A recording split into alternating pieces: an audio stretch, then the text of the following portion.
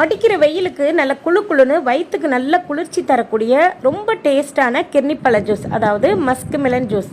இது ரொம்ப எளிமையான மெத்தடில் ரொம்ப டேஸ்ட்டாகவும் சட்டுன்னு எப்படி செஞ்சு குடிக்கிறதுன்னு பார்க்கலாமா? இப்போ அரைச்சிட்டேன் பாருங்கள். லைட்டாக குறைப்பாக அரைச்சிருக்கேன். இதில் தண்ணி சேர்க்கறதுக்கு விருப்பம் இருந்தாலும் தண்ணி சேர்த்துக்கலாம், ஐஸ் கட்டி சேர்க்கறதுக்கு விருப்பம் இருந்தாலும் ஐஸ் கட்டி சேர்த்துக்கலாம். இதில் திக்கான பால் சேர்க்குறேன். நான் 1 லிட்டர் அளவுக்கு பால் எடுத்திருந்தேன். அதை நல்லா சுண்ட காய்ச்சிட்டு இதில் சேர்த்துருக்கேன். சர்க்கரையை மட்டும் சேர்த்துட்டு ஐஸ் கட்டி போட்டு அரைச்சிங்கன்னா அதுவுமே நல்ல டேஸ்ட்டு கொடுக்கும். இப்போது அரைச்சிக்கிட்டு வந்துட்டேன் பாருங்கள் எவ்வளோ திக்காக இருக்குன்னு. இதை அப்படியே எடுத்து குடித்தாலும் ஓகே தாங்க.